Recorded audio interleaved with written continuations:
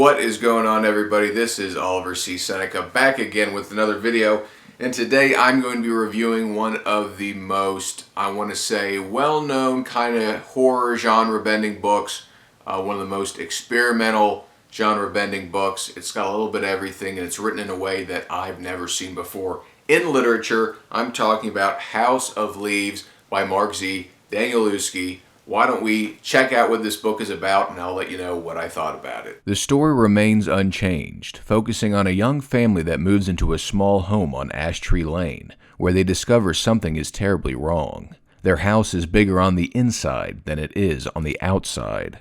Of course, neither Pulitzer Prize-winning photojournalist Will Navidson nor his companion Karen Green was prepared to face the consequences of that impossibility until the day their two little children wandered off and their voices eerily began to return another story of creature darkness, of an ever-growing abyss behind a closet door, and of that unholy growl which soon enough would tear through their walls and consume all their dreams. I believe this book is for more highly intellectual kind of readers, okay? I'm very surface level when it comes to reading. I like basic stuff. I like short, quick reads. Obviously, this is a thick book, and it's not only thick, it's written in different formats. You know, some pages look like this, and then you have some pages that just have, you know, one or a few words on there. But that being said, I really enjoyed this book. It's very avant-garde, but I think it has so many subtle messages in different ways that it's presented that I'm not sure if I even fully understood every single thing that was going on outside of just like kind of my basic, you know, literary abilities. But that being said, I still enjoy this, and I thought this was super interesting. I liked how Mark had different perspectives going on at once. You have Johnny Truant given his take, his footnotes on things, and then you have the Navidson record, this report of this film about this house that is, you know, bigger on the inside than it is on the outside.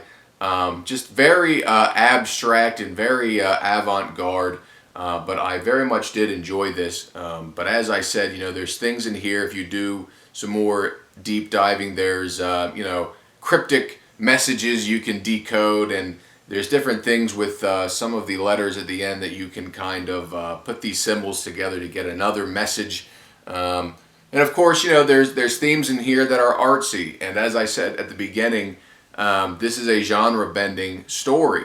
You know, it has elements of horror, absolutely. But as people have pointed out, there's romance themes in there, which I picked up on, which were interesting, kind of like a symbol for, you know, that you have the house, which is bigger on the inside than is the outside, and then you have the Navidson main characters, you know, their relationship and how it almost kind of plays into this house, this shape-shifting, how a relationship kind of shifts and shapes over the years, and the darkness and the light of relationships and marriages and making marriages work.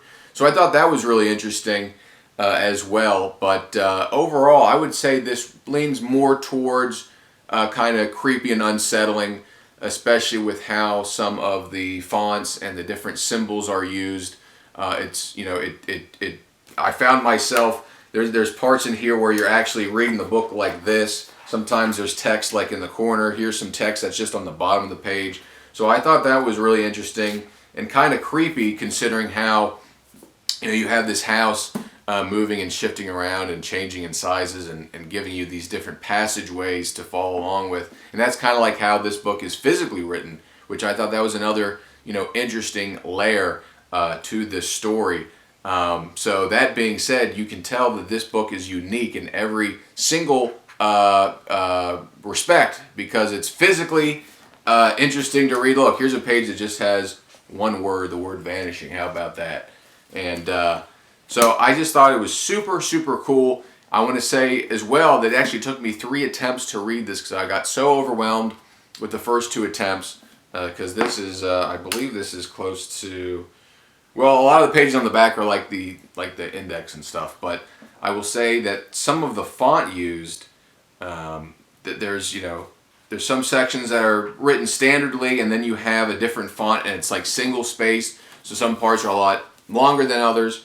But this time, third time's a charm, I got through it, and I'm glad that I did, because I've always wanted to read this. I've always heard so many interesting and cool things about this book, and I'm glad I finally got to take it on from the front to the end. And I would definitely recommend this to anybody out there who is interested in it. But as I said at the very beginning, it is overwhelming. Someone like me who is, I got into reading later in my life, so maybe that's why when I first got into reading, I couldn't really handle something like this. Not to say that I fully handled it now. As I said, there's certainly things that I probably didn't pick up on, and that I would probably have to do further research to do.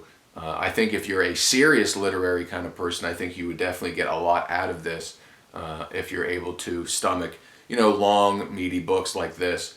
But at the end of the day, I enjoy this, and I would certainly recommend it to anybody who's looking for something a little bit different. Not just a little bit, I would say a lot different than your standard horror, spooky, a little bit romantical stories. So if you're into that kind of stuff, if you're into genre bending and avant-garde pieces, I would check out House of Leaves by Mark Z. Danielewski. So that's my review, guys. What did you think about this book? Did you love it? Did you hate it? Maybe you were somewhere in between. Let me know what you think down below. And as always, thank you so much for watching. OliverCSeneca.com for all of my writing projects, and we will see you in the next video.